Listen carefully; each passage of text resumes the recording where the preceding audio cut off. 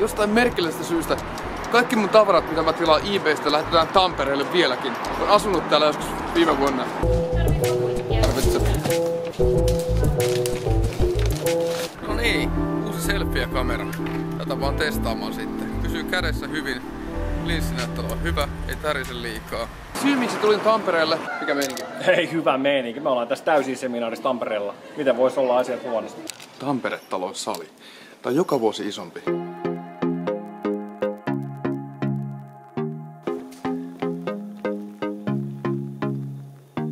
Nyt tiedän miltä täysin seminaarissa puhuista tuntuu. What up? Teet suomeksi? Mä teen suomeksi, mä oon tehnyt vasta 2 päivää, että mä aloitin tekemään just. Okei, no niin. Kauan sä oot tehnyt vlogia? No en mä tehnyt kauan. Mulla on 16 jakso menossa, 17 jakso menossa. Käykö tsekkaa? Rudi Rock. Hei, Joo. Yes. mä teen vlogia. Mikä meininki? Hyvä meininki. Tässä alkaa tapahtuma rakentua vähitellen.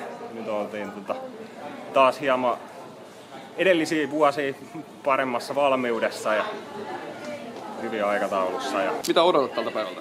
No, odotan sitä, että osallistujat kokis elämyksiä ja suuria tunteita ja inspiraatioja ja saisi ehkä jotain uusia oivalluksia.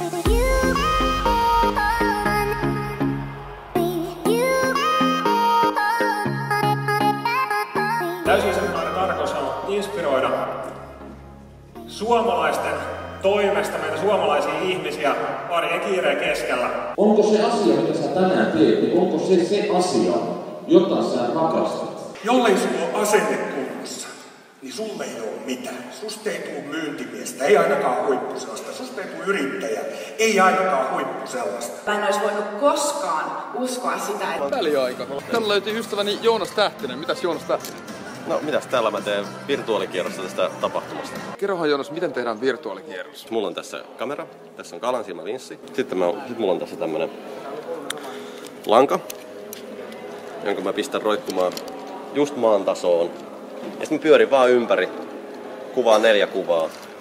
Ja sitten mä yhdistän ne jälkikäteen tietokoneella semmoiseksi valokuvaksi, joka on 360. Joka suuntaan tavallaan kuvattu kerralla, vaikka se on 4 kuvasta otettu. Mä olin viime vuonna täällä täysin-seminaarissa, oli aiheena unelmat ja nyt mä varasin heti lipun ja mä tiesin, että haen täältä sitä hyvää fiilistä. Minulla on parhaillaan menossa muutos elämässäni, niin tämmönen työkuviomuutos, niin siihen todellakin inspiraatio.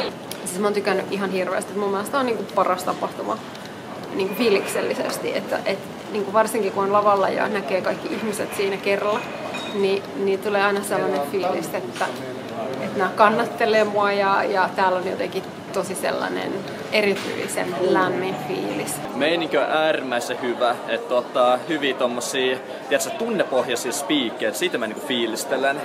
Aitous, tunne, heittäytyminen, että se on niinku se mikä toimii. Ihan mahtava meininki!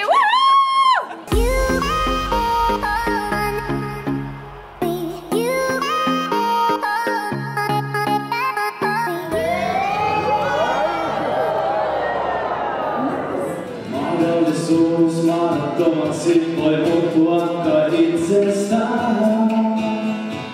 Itse reflektointi, itse havainnointi eli itsensä ihmettelytaito on vähän niin kuin selfie-keppi. Sitten kun kaikki on tehty niin kuin suunnittelin, on saanut kaiken sen, mitkä halusi.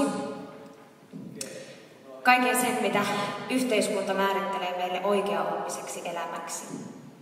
Mitä sitten, kun ei olekaan onnellinen? Niin, siellä asuttiin sitten keskellä metsää ilman sähköä muutama vuosi, koska yksinkertaisesti ei ollut rahaa. Vaikka kuinka monta vastaista ja viimaa, maailma toisi tullessaan. Sillä hetkellä mä tajusin, että mä oon menossa ihan väärään suuntaan. En tiedä syytä, mutta oli valtava halu tulla kilpa-autoilijaksi. Kuinka moni teistä on valmis kohti muutosta?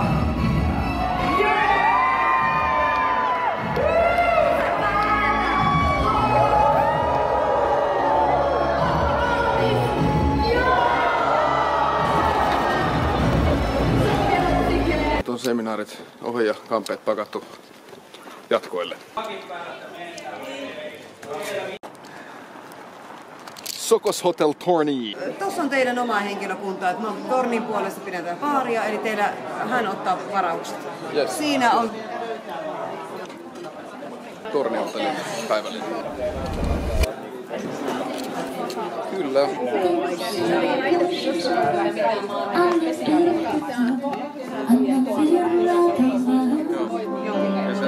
Oli hauska jutella kaikki. Hei, mahtavaa tavata. Kyllä. Toivottavasti näemme. Mä otan tuskin odottaa, että mä näen ne kaikki videot, mitä sä oot sitten lähelle siihen. Yes. Hei, palataan asiaan. Joo, laita mulle viestiä Fasessa, niin mä Yes. Kiitoksia. Ensi kertaa.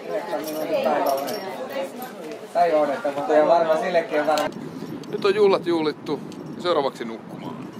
Hyvää yötä.